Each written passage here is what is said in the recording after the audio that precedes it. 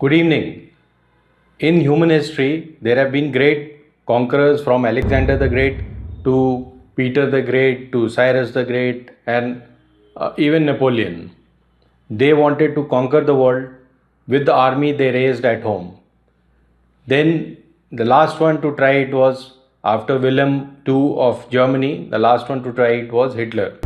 And so it has remained for the past 75 years that we have not had a world leader with ambition to conquer the world. The British, of course, did it in parts, and Victoria was the queen, but she never had the world ambition. Now, America has found its own megalomaniac in Donald Trump, who probably not only wants to make America great again, the MAGA mischief. He will make America great again. He also wants to be remembered as a great conqueror of the world. So he started by threatening Canada that you should become the 51st state of US. But we don't need anything. We don't need their fuel. We don't need their energy. We don't need their oil and gas. We don't need anything that they have. And I said to Trudeau, I said, why are we subsidizing you $200 and $250 billion a year? He said, I really don't know. And I said, well, I don't know either. I said, what would happen to Canada if we didn't? He said, Canada would be obliterated if that happened. I said, then Canada should be a 51st state. And that's where we are now. Then he said, I want to annex Greenland for its mineral wealth, which now Denmark is contesting.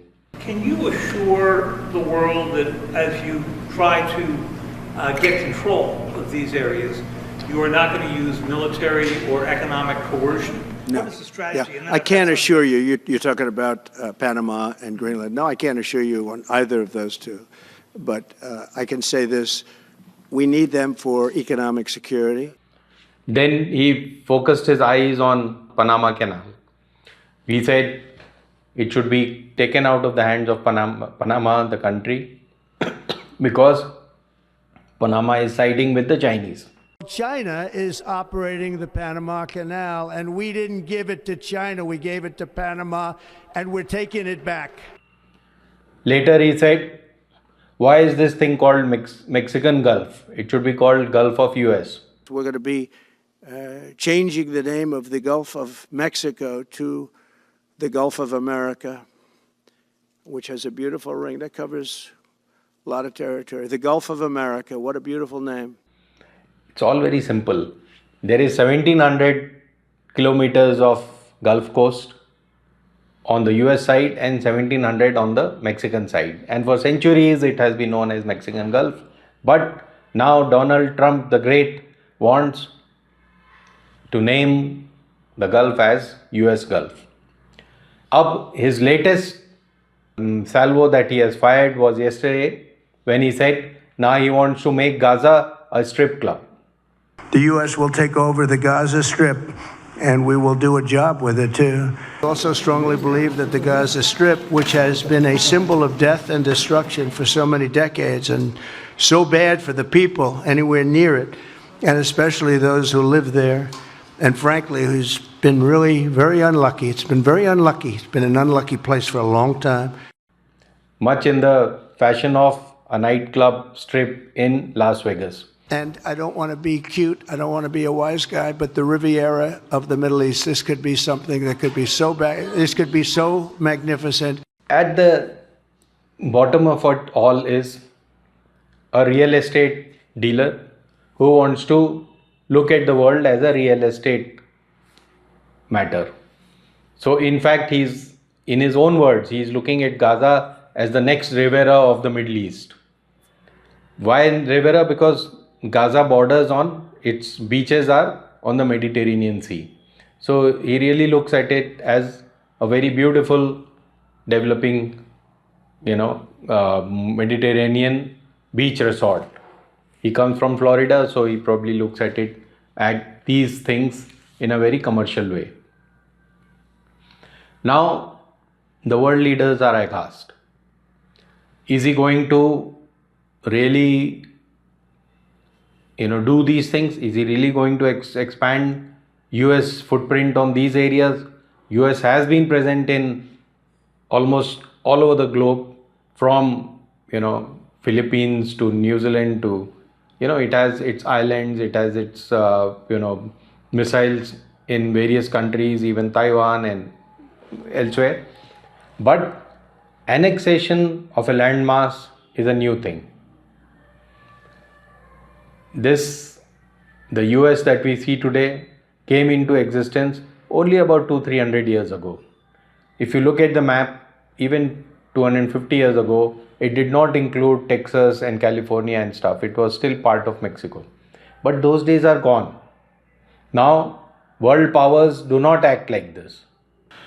There are experts who believe that he is a great salesman and he says things just to start his line of attack, and then behind all that is another field of thought. But I feel he says things before he has thought them out. Why do I say this? He said he would sack civil servants. Then he appointed his sacking general Elon Musk to the Doge position, and they have started sacking central government employees of the US. It started with almost one third of the FBI will be gone. Then all those people, judges, from the judiciary side, from the investigation side, from the prosecution side, all of them will be sacked and have been sacked. Some of them have gone to courts. Courts have responded by giving stay orders, but the sacking continues without much thought as to what it might culminate in. Then he said he would levy tariffs, and he announced 25% tariff on Canada and Mexico and 10% on China. Canada immediately responded by levying 25% tariffs on all US imports. Mexico was about to do the same, and China said that it will go to WTO rather than levy tariffs on US imports. Now, because all these things happened, he immediately backtracked and has called a ceasefire for about, called a truce for about 30 days. Within all this is happening within 2 weeks of him taking over on 20th January. So then he has now, killed off US aids, which had been working mostly in third world countries. It had achieved quite a bit. Its US aids is even active in India. It had been started by Kennedy through an executive order, and now Trump the Great has stopped it. What is going on in his mind? Thing is, he has, in company of Benjamin Netanyahu, declared yesterday that he would persuade the king of Jordan and the general at Egypt, as he put it, to accept 1.8 million Palestinians. So he is not talking about rebuilding of Gaza. He is talking about taking over Gaza and throwing out these 1.8 million people. Whether these countries accept it or not remains to be seen, but he is confident that King of Jordan, who is to meet him next week, will be persuaded, and Egypt will be persuaded too. If nothing happens, I'm sure at least Modi can be persuaded to take 20 lakh people. When there are 150 crore people here, what does 20 lakh people mean? Palestinians have lived in places like Nagpur, Delhi and Ahmedabad before. They can continue to find their groove here as well. But Trump will gain his strip in Gaza. Now it's very difficult to say what Trump might achieve in the coming days. It's only 2 weeks. We know that there is a lot to be said before Europe starts cooperating with him. Before, there is lots to be said about his relationship with Putin. Let's see what happens in Ukraine. Let's see what happens in Iran.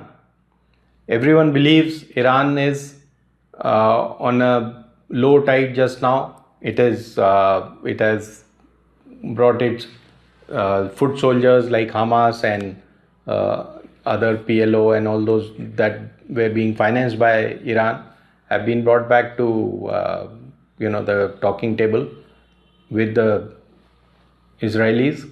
But whether Israel itself, apart from the Zionists within Israel, whether Israel itself, the Israelis themselves want US to take over Gaza, all that remains to be seen.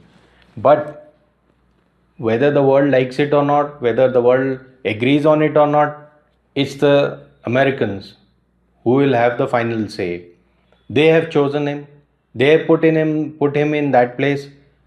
He is the president of US. He is not the king of US.